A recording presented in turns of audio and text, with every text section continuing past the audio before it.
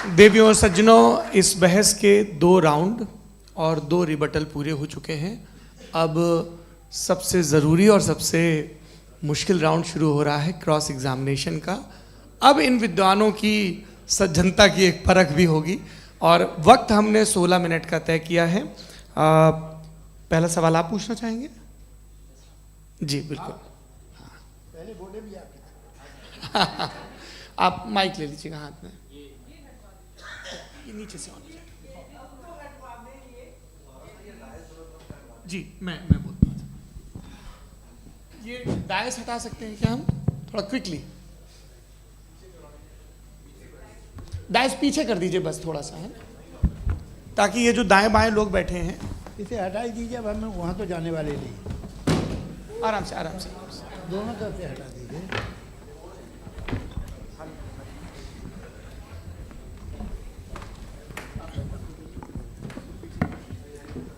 इस बीच आप लोग भी अपने अपने सवाल तैयार कर लें। ये ध्यान रखेंगे कि मैं यहाँ से सवाल लूँगा, आप लोगों को अपना हाथ ऊपर करना है, अपना नाम बताना है और अधिकतम 3 वाक्यों में अपना सवाल पूरा करना है। कई लोग सवाल की जगह भाषण देने लगते हैं, उससे आज बचना है जी। मुफ्ती साहब, पहला सवाल आपका, 16 मिनट हैं, हम दोनों लोगों के सवाल लेंगे जी। बहुत शुक्रिया। आपकी जो अभी बात हुई बहुत अहम थी, मैं इसको चाहूँगा कि आगे डिस्कस करूँ, लेकिन चूँकि अभी ये वो सेगमेंट है क्रॉस एग्जामिनेशन, तो सबसे पहला सवाल आपसे ये है कि जो मैं इतनी देर से कॉन्टिंजेंसी आर्ग्यूमेंट आपको बता रहा था, ये अकल से ही बता रहा था हजरत, आप ये बताएं कि आप इन्फिनिट रिग्रेस ऑफ कॉजेस को पॉसिबल मानते हैं या नेसेसरी बीइंग के एग्जिस्टेंस को सही समझते हैं? चूँकि 2 ही ऑप्शन हो सकता है, आप ये बताएं। देखिए, आपको मैं ईमानदारी से बात करूं, एक तो मैं कॉन्टीजेंसी वर्ड ठीक से समझता नहीं, और इस वक्त भी जो आपने अंग्रेज़ी के अल्फाज इस्तेमाल किए वो ज़रा थोड़े से मुझे डिफ़िकल्ट और कॉम्प्लिकेटेड लगे, तो आप ज़रा सिंपल ज़बान में सवाल कर सकते हैं? बिल्कुल कर सकता हूँ जी। यूनिवर्स की हर चीज़ कॉन्टिंजेंट होने का मतलब ये है कि वो अपने एग्जिस्टेंस में किसी के ऊपर डिपेंडेड है। जो भी चीज़ डिपेंडेड होगी वो चीज़ इंडिपेंडेंट नहीं हो सकती, तो उसका कोई ना कोई कॉज होगा। तो अब आप क्या समझते हैं कि ये इन्फिनिट रिग्रेस है, यानी कॉज पर कॉज, कॉज पर कॉज, कॉज पर कॉज, और कभी कोई यानी ये एंडलेसली चलता रहा? क्योंकि अगर ऐसा होगा तो हम तो एग्जिस्टेंस में आते ही नहीं। लॉजिकली ये मुत्तफक अलैह चीज़ है, मुत्तफक अलैह, अग्रीड अपॉन। ओके, इस पे हमने एग्री किया था कि मुश्किल शब्द आएगा तो अर्थ बताना पड़ेगा। तो इन्फिनिट रिग्रेस तो पॉसिबल नहीं है, तो कहीं ना कहीं आपको रुकना पड़ेगा ऐसे नेसेसरी बीइंग पर। नहीं, कोई ज़रूरत नहीं रुकने की। किसने कहा आप रुकना पड़ेगा? आप रुकते हैं खुदा पे, आप नहीं रुकते। आप कहते हैं वो हमेशा से, जब उस वक्त से जब वक्त नहीं था। आप कहाँ रुकते हैं कि अब हुआ था वो? आप नहीं कहते। हम क्यों नहीं मान सकते कि यूनिवर्स जो है और बल्कि मल्टीवर्सेस जो है वो हमेशा से हैं, वो बनती है, बिगड़ती है। एक हमारे यहाँ एक चीज़ है ब्लैक होल, वो समेट लेता है वापस, फिर ब्लास्ट होता है, फिर फैल जाता है। और इसमें हमारी तो खैर कोई औकात ही नहीं है इंसान की। एक छोटे से ज़र्रे पे हम 50-60 साल की उम्र रखते हैं, जो करोड़ों अरबों साल की कायनात है उसमें, और पैदा भी नहायत ही बेहुदा वजह से हुए थे। तो इसमें ये सोचना कि इसकी वजूहात और ये क्यों है, ये डिपेंडेंट है, ये हम देख रहे हैं, क्या मालूम। आप सोचिए कि ये जो फैल रही है कायनात, ये कहाँ फैल रही है, ये कहाँ जा रही है, और ये फैल क्यों रही है? अरे बना ली थी तुमने, रुको भैया, काफ़ी है। ये फैल क्यों रही है? ये और कौन सी कायनात जिसे मैं दूरबीन से देखता हूँ तो 2 बिलियन लाइट ईयर पे है, उससे मेरा कोई वास्ता ही नहीं है। 2 बिलियन ईयर यानी अगर मैं 80,000 माइल्स पर सेकेंड से चलूँ तो 20 करोड़ साल में वहाँ पहुँच जाऊँगा। इसकी ज़रूरत क्या थी? ये दुनिया, ये कायनात तो इंसान अशरफुल मखलूक़ात के लिए बनाई गई ना। तो ये सब ये टर्म समझ में नहीं आया, इसमें कोई ख़ास समझने वाली बात थी भी नहीं। ये जो अल्टीमेट कहा यह जाता है कि ये जो पूरी यूनिवर्स है, ये जो दुनिया है, ये इंसान के लिए बनाई गई। अच्छा, ये सब इंसान के लिए। क्यों साहब, सही है ना? बिल्कुल, लेकिन इसका ये मतलब नहीं कि किसी चीज के पीछे रीजन आपको नहीं पता तो रीजन नहीं है, इसे कहते हैं नहीं, मुझे नहीं पता, लेकिन मेरी जिम्मेदारी नहीं है। वो बिल्कुल सही कहा था उसने, बर्टन रसल ने, आपने उसे मजाक में टाल दिया कि भाई आप एक दावा कर रहे हैं, मैं क्यों कहूं कि ये गलत है दावा? आप प्रूफ कीजिए, मेरे पे जिम्मेदारी ही नहीं है, मैंने थोड़ी कहा है, आप प्रूफ कीजिए कि ये सही है। आप आर्ग्यूमेंट ऑफ कॉन्टिजेंसी आप का जवाब कोई ही नहीं दे सवाल रहे हैं। पूछना चाहेंगे? है? आप सवाल पूछना चाहेंगे मुफ्ती साहब से? क्योंकि ये क्रॉस एग्जामिनेशन का दौर है। आप जैसे पहले बोल रहे थे फेथ को लेके कुछ। मैं ये पूछना चाहूँगा कि खुदा ने जो भी रेवलेशन किए हैं, एक मज़हब के नहीं बहुत से मज़हबों में किए हैं, अलग अलग रेवलेशन है। कहीं कुछ एक बातें हैं, कॉन्ट्रडिक्शन भी है आपस में, कहीं कुछ आप कर सकते हैं, कहीं कुछ नहीं कर सकते। ऐसा नहीं है कि सबकी कोड ऑफ मॉरल एक है। तो ये किस्सा क्या है? अब आप ये देखिए कि मुझे कभी कभी लगता है कि जो फुटबॉल फाइनल होता है, लाखों लोग होते हैं, फिर वो टीवी कवर कर करोड़ों लोग, अगर उसमें खुदा की एक बूमिंग आवाज़ आ जाती, मैं गॉड हूँ, तो सारे लोग अभी सुन लेते और टीवी पे भी सुन लेते, किस्सा ख़त्म होता। ये इतनी राजदारी क्या है कि तुम सामने कुछ तो सबूत दे दो हमें सॉलिड। ये कह रहा साहब ये यूनिवर्स कैसे बनी, इससे मसला क्या हल होगा? मैं पूछूंगा आपसे खुदा कैसे बना? क्यों नहीं पूछूंगा कैसे बना? बल्कि वो तो कायनात से कहीं ज़्यादा इंटेलिजेंट है, कायनात से कहीं ज़्यादा कॉम्प्लेक्स। जी वो हमेशा से है, आप कहेंगे मैं मान लूँगा। अच्छा दोयम वो कादिर मुतलक, यानी कादिर मुतलक का मतलब ओमनीपोटेंट, वो जो चाहे कर सकता है, आपको नौकरी दिलवा सकता है, आपकी अच्छी जगह शादी करवा सकता है, आपके पड़ोसी का मुकदमा हरवा सकता है, आपको जिता सकता है, सब काम करता है। थोड़ा सा माइक क्लोज जी। वो इस दुनिया को चला कैसे रहा है? ये दुनिया कैसे चल रही है? आपको इस पर हैरत नहीं होती? या क़यामत के बाद कभी एक जस्टिस होगा, जब ये बच्चा मर चुका होगा जिसकी धज्जियाँ उड़ गई बम से, इसको इंसाफ मिलेगा तब? अच्छा अब जवाब दूं? हाँ जी। मैं वही इसीलिए आप ही की तरफ। सबसे पहले आपने रेवलेशन और स्क्रिप्चर्स की बात की, इस पे मैं बात कर सकता हूं लेकिन आज नहीं करूंगा चूंकि वक्त कम है, कभी और इस पे डिस्कस करेंगे। मैं तैयार हूं उस पे भी बात करने के लिए। ये क्योंकि अभी हमारा से topic- राउंड 2 की भूमिका तय हो रही है। डज गॉड एग्जिस्ट राउंड 2 जी। चूंकि आज गॉड के एग्जिस्टेंस पे बात है तो मैं उसी के रिलेटेड जो है आपके सवालात को एंटरटेन भी करूंगा और मैं भी पूछूंगा। आपने कहा कि आपने साबित ही नहीं किया, जबकि आर्ग्यूमेंट ऑफ कॉन्टिजेंसी बुनियादी आर्ग्यूमेंट है। आप मुझे कॉन्टिजेंसी का मतलब बताइए, आपका मतलब क्या कॉन्टिजेंसी? कॉन्टिजेंसी का मतलब ये हुआ कि हर वो वजूद जो किसी भी चीज़ का पाबंद है, हर वो वजूद या हर वो चीज़ जो अपने एग्जिस्टेंस में किसी भी चीज़ के पाबंद है और उससे बाउंड है, उसको उसकी ज़रूरत है, उस पर डिपेंड करती है, तो जाहिर सी बात है कि उसका कोई ना कोई कॉज होता है। ये तो अक्ल की बात है। ये आप रीजनिंग की बात करते हैं, मैं वही कर रहा हूँ। दूसरी चीज़ आपने ये बात कही कि इतने बिलियन लाइट ईयर्स दूर है, उसका मेरा क्या लेना देना। फिर मेरे ख्याल से आपको ये नहीं कहना चाहिए I think therefore I am an atheist. आपको सोचना चाहिए, सिर्फ आप एक लिमिटेड दायरे में रहकर नहीं सोचें बल्कि बाहर निकलकर सोचें। आपने तीसरा सवाल किया, आपने 2-3 सवाल एक साथ किए। ऐसी बातें ना कीजिए, कुछ लोगों को इतराज़ हो जाएगा आप पे कि आप कुछ भी सोचिए। ये इजाज़त आपको है नहीं, मुझे है।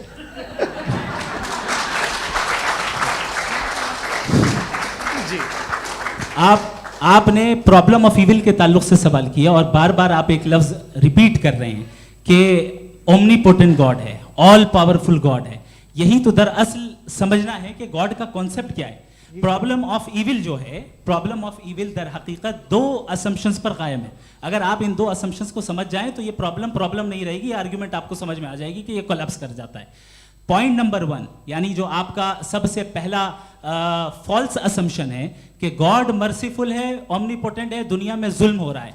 लेकिन आपको ये समझना चाहिए कि हमारे वर्ल्ड व्यू के मुताबिक गॉड सिर्फ ओमनीपोटेंट और सिर्फ मर्सीफुल नहीं है, बल्कि वो ऑल वाइज भी है और वो ऑल नोइंग भी है। उसके हर काम के पीछे हिकमत और विजडम है। ये कोई जरूरी नहीं है कि वो हिकमत और विजडम आपको समझ में आए या मुझे समझ में आए। अगर आप जो समझ रहे हैं उसके मुताबिक आप फैसला कर रहे हैं, ये लिमिटेड पर्सपेक्टिव से आर्ग्यूमेंट है। और इस चीज को हम अपनी दुनिया में, अपने लाइफ में, डेली लाइफ में इस प्रिंसिपल को एक्सेप्ट करते हैं। हम जब किसी डॉक्टर के पास जाते हैं, डॉक्टर के पास जाकर वो अगर उसने हमें कोई दवाई दी है तो हम ये तो नहीं कहते कि जब तक आपके पास जितना नॉलेज और जितना विजडम नहीं है, आपने क्यों ये दवाई दी है, तब तक हम इस चीज को एक्सेप्ट नहीं करेंगे।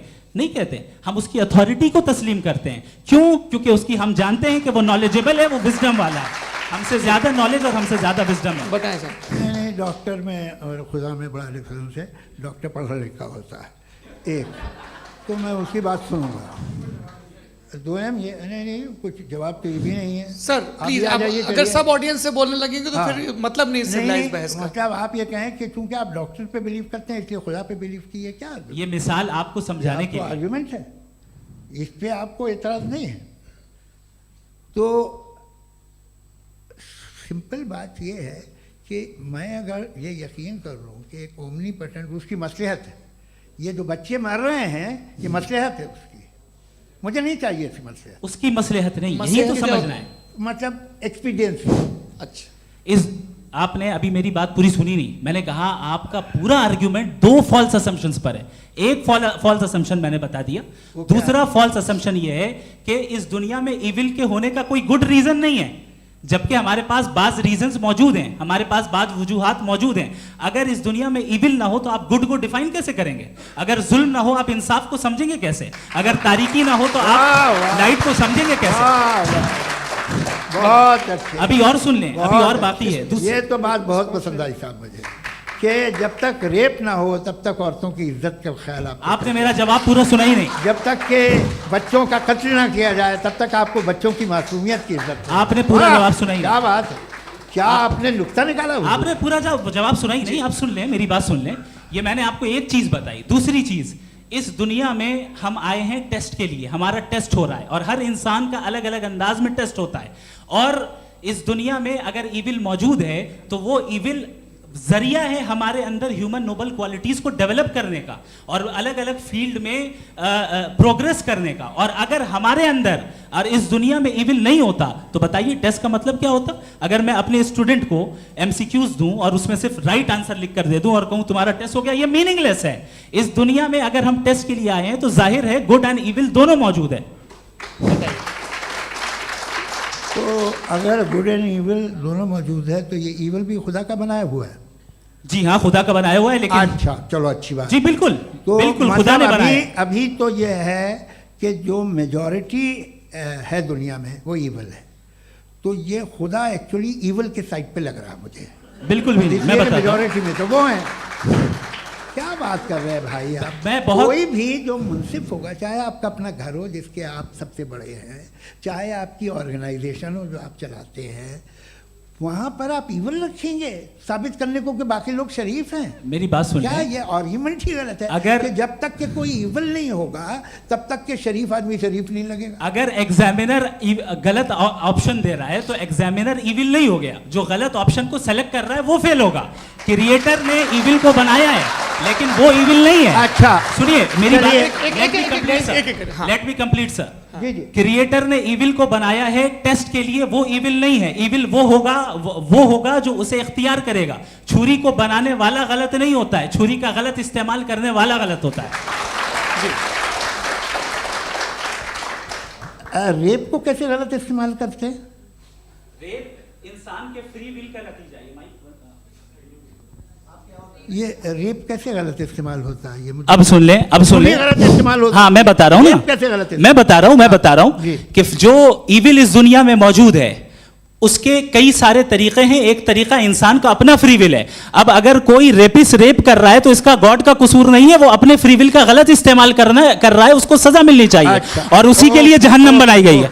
ये फ्री विल का भी बड़ा चक्कर। आप जब कोई बुरा काम करते हैं या कोई बुराई होती है तो ये कहा जाता है कि ये फ्री विल है। 7 billion free wills are moving on this planet. 7 billion free will. और एक आदमी अपनी फ्री विल से मुझे कत्ल कर दे तो मैं खुदा की मर्जी से मरा हूँ कि इसकी फ्री विल की वजह से? मेरी मौत खुदा के हाथ है या ये फ्री विल वाले के हाथ है? खुदा ने फ्री विल का निजाम बनाया है और उस निजाम का गलत इस्तेमाल करके कोई आपको मार रहा है, इस्तेमाल करके मेरा कत्ल कर देता है। अब मेरी मौत का जिम्मेदार कौन है? वो इंसान जिम्मेदार है। वो इंसान। जी। तो ये कहना कि और उसको सजा मिलेगी। तो अब आप आगे चलिए कि ये तय करना कि अल्लाह ही या अल्लाह ने खुदा ही जिंदगी देता है, खुदा ही मौत देता है, ये गलत है। बिल्कुल गलत नहीं है। हाँ, नहीं, निजाम उसी ने बनाया फ्री विल का। निजाम मौत और हयात का उसी ने बनाया। You are contradicting yourself. अभी आपने कहा कि एक आदमी ने फ्री विल से आपको मार दिया, इसमें उसे फ्री विल दी गई थी, उसने गलत इस्तेमाल किया। 7 billion free wills are moving on this planet, और आप चाह रहे हैं कि मैं सिर्फ खुदा का ध्यान करूं। ये 7 बिलियन फ्री विल्स को मुझे लुक आफ्टर करना पड़ेगा कि नहीं? ये तो तबाहियां कर रही हैं, और तबाहियां ज़्यादा हो रही हैं। बिल्कुल। तो अगर आप बताएं अगर खुदा नहीं है फॉर एग्जाम्पल, तो आप इविल को कैसे डिसाइड करेंगे? यानी how can you define evil objectively without God? देखिए, दुनिया में 2 तरह के जानवर हैं, एक जो अकेले रहते हैं जंगल में, और एक जो ग्रुप्स में रहते हैं। ग्रुप में जो भी रहेगा, चाहे वो आपका फाउंडेशन हो, चाहे कोई क्लब हो, चाहे कोई पॉलिटिकल पार्टी हो, चाहे कोई यूनिट हो, उसमें आपको इंटरैक्ट करने के रूल बनाने पड़ेंगे। यानी लोग तय करेंगे। लोग तय करेंगे। अगर लोगों ने ये तय किया कि किसी का रेप करना सही है, आप जस्टिफाई करेंगे? नहीं, आपका फाउंडेशन तो ये हो गया ना कि लोग ही विल डिसाइड करेंगे। नहीं, अरे दुनिया में ऐसे ग्रुप्स हैं जो रेप को जायज़ मानते हैं सर्टेन हालात में। मैं डिटेल में नहीं जानूंगा, आप भी जानते हैं। ये जो आईसिस वाले थे, जिन्होंने क्या किया था, तो उन्होंने क्या किया उसका खुदा से कोई ताल्लुक नहीं है सर। मैंने सिंपल सवाल किया कि इविल को आप डिफाइन करते कैसे हैं? आइए वापस आइए जी। आप साथ में तभी रह सकते हैं जब कुछ आप ऐसे उसूल डेवलप करें जिसमें हर एक का बेसिक तहफ़्फ़ुज़, हर एक का बेसिक राइट हो, और हर एक को कोई आराम मिले। यही तरीक़ा है किसी भी ऑर्गेनाइजेशन जिसमें एक से ज़्यादा लोग हैं, और वो ऐसे चलती है ज़िंदगी। उसमें अगर आप गड़बड़ करेंगे तो तबाही होगी, नुकसान होगा, बर्बादियाँ आएंगी। और अगर उसमें आप घर ले लीजिए ना, एक हस्बैंड है, एक वाइफ है, बच्चे हैं, वालदा भी हैं, 2 बहनें भी हैं, एक भाई भी है। अब इसमें कोई निज़ाम आपको चाहिए साथ में रहने का, और एक दूसरे पे भरोसा रहे, एक दूसरे के बहीख्वाह हों, एक दूसरे की मदद करें, ऐसी जिंदगी। सर आपकी बात आ गई। आप ये कह रहे हैं कि लोग डिसाइड करेंगे क्या सही है क्या गलत है, यही है? मेजॉरिटी डिसाइड करेगी क्या सही है क्या गलत है? अरे भाई बिल्कुल। मेजॉरिटी अगर ये कहे कि नाजी जर्मनी के साथ जिस तरह मेजॉरिटी थी कि जेनोसाइड करना सही, आप जस्टिफाई करेंगे?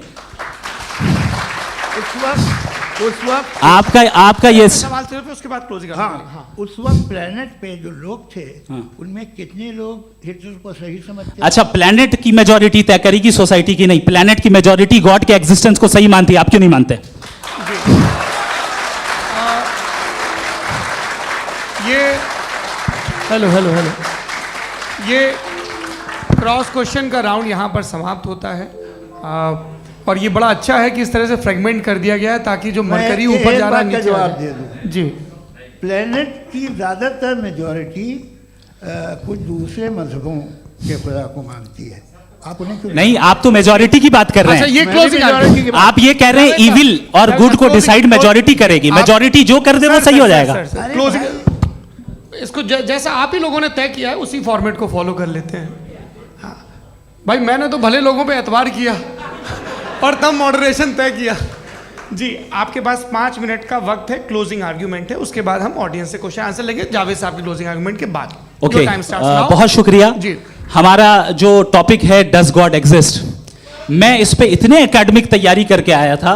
मुझे था कि मैंने सोचा था कि कई सारे मैं आर्ग्यूमेंट्स दूंगा, लेकिन वक्त की भी किल्लत और जावेद साहब बार बार इधर उधर चले जा रहे थे तो उसको भी थोड़ा एंटरटेन करना पड़ गया। डज गॉड एग्जिस्ट पे मैं एक ही आर्ग्यूमेंट दे पाया। आर्ग्यूमेंट्स बहुत हैं और डेफिनेटिव आर्ग्यूमेंट्स हैं, और मेरे आर्ग्यूमेंट को किसी एक राउंड में भी इन्होंने एंटरटेन नहीं किया और रेफ्यूट नहीं किया। एक राउंड में भी नहीं, एक राउंड में भी नहीं। और ना ही अभी आपका क्लोजिंग आर्ग्यूमेंट आएगा, नहीं, वो बता देना। Argument of contingency sir. अरे मैं आपसे कई बार कह चुका हूँ कंटीजेंसी का मतलब अब मैं कैसे समझाऊं आपको? आपस में हाँ, आप और कितने आसानी से समझाऊं मैं? मुझे तो नहीं समझ में आ रहा है। आप अपनी आर्ग्यूमेंट ऑफ कंटीजेंसी उर्दू में बोल सकते हैं। हाँ, आप अपनी बात पूरी कर लें जी, आखिरी 4 मिनट। दूसरी चीज, just a minute please ma'am, can I talk? दूसरी चीज ये है कि आपने एक तो इसका जवाब नहीं दिया, दूसरा आपने गॉड के ना होने पर कोई डेफिनेटिव आर्ग्यूमेंट नहीं दिया, सिर्फ मजहब पे बात कर रहे हैं आप। मजहब तो आज हमारा टॉपिक ही नहीं था। आज तो हमारा टॉपिक हो, आप मजहब से ले लेकर आईएस तक चले गए। भाई हमारा क्या ताल्लुक है उससे? We condemn them. और उसका गॉड से क्या ताल्लुक है? अगर कोई गलत काम कर रहा है, किसी ने किसी को कत्ल किया, किसी ने किसी का रेप किया, उसको सजा मिलनी चाहिए। और आपके पास कोई भी rational strong foundation of morality नहीं है। आपने कहा कि मेजॉरिटी तय करेगी सोसाइटी की, वो सही होगा। मैंने कहा हिटलर को फिर आप सही कहेंगे, नहीं, प्लैनेट की सोसाइटी की मेजॉरिटी तय करेगी। तो प्लैनेट की मेजॉरिटी गॉड के एग्जिस्टेंस को मानती है, आप कह रहे हैं ये रिलीजियस है। तो यानी आपके पास कोई स्ट्रॉन्ग फाउंडेशन नहीं है ऑब्जेक्टिव मोरालिटी का। ऑब्जेक्टिव मोरालिटी का अगर कोई फाउंडेशन है तो वो सिर्फ गॉड है, गॉड है, गॉड है। थैंक यू जी। ये मुफ्ती शमाइल नदवी साहब का क्लोजिंग आर्ग्यूमेंट था। अब हमारे पास जी जी ये बड़ा अच्छा है कि दोनों लोगों को मॉडरेटर से शिकायत भी और बोल रहे हैं भाई हमारी शाबाशी भी तो करते चलो। अब मेरी बात जी आपके पास जावेद अख्तर साहब 5 मिनट का वक्त है, ये आपका क्लोजिंग आर्ग्यूमेंट है, टाइम रीसेट कर दें जी। देखिए, बहुत सारी बातें हैं। गॉड का डेफिनेशन दुनिया के किसी भी रिलीजन में है कि वो ओमनीपोटेंट है, ओमनीप्रेजेंट है, he is just, he is kind, he loves you and so on. मैं जब दुनिया देखता हूँ तो मुझे कोई ऐसा सुप्रीम पावर यहाँ दिखाई नहीं देती है जो इंसान की बहबूदी के लिए कुछ कर रही हो, कमज़ोर को बचा रही हो, मदद कर रही हो, जालिम को पीछे हटा रही हो। मैं नहीं देखा, तारीख़ में नहीं। एक तो अगर है और ये देख रहा है तमाशा, तो उसका होना न होना बराबर है। दोयम ये कि ये जो है, जब आप ये कहते हैं कि कायनात जिसकी कंटिजेंसी है, मैं देखिए वो लफ्ज़ इस्तेमाल किया मैं, तो ये कैसे हो सकती है भाई?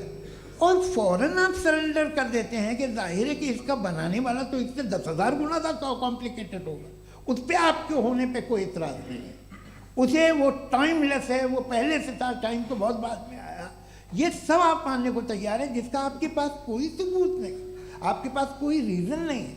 आपकी तारीख क्या है मज़हबों की?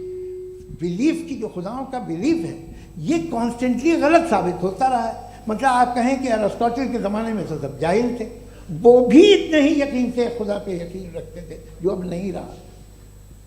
ये भी नहीं रहेगा, आप लिख लीजिए। और इसके आसार आपको दुनिया में दिखाई देना शुरू हो चुके हैं। ये बहस क्या आज से 100 साल पहले इस तरह हो सकती थी? यहाँ तक तो आपको हम ले आए हैं। तो सर अरे इनको मदद की ज़रूरत नहीं भाई, ये सेल्फ सफिशिएंट आदमी है, आप क्यों इनकी मदद कर रहे हैं? Sir please. तो ये जो है तमाम बातें अपनी जगह हैं। ये एक पैकेज है। आप अकेले, कोई आदमी ऐसा नहीं जो सिर्फ गॉड को मानता हो, उसके साथ बहुत पैराफर्नेलिया आता है, अलग अलग पैराफर्नेलियाज आते हैं। They have always created chaos in the society. मैं तो आपको सीधा ऑफर देता हूँ कि दुनिया में 10 इम्पॉर्टेंट बिलीव्स हैं।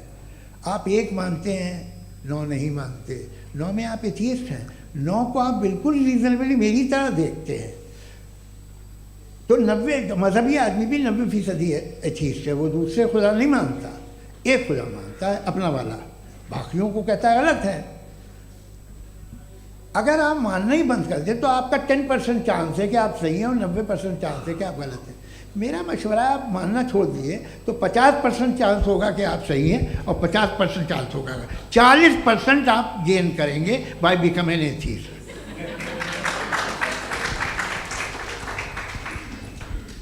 ये एक फरसूदा ख्याल है, ये ख़त्म हो रहा है। हो सकता है मेरी ज़िंदगी में ना हो, लेकिन ये हो जाएगा। जो बातें ये इनको आप मेटाफिज़िकल, ये वो ऐसे रिस्पेक्टेबल टर्म दे दिए, ये तो उन लोग के हैं जिन्हें ना फिज़िक्स मालूम थी ना मेटा मालूम था, ये उन्होंने आपको दिए हैं। जी बहुत शुक्रिया आप दोनों लोगों का। और अब इस बातचीत का आखिरी राउंड शुरू होगा, डज गॉड एग्जिस्ट की ये बहस। मुफ्ती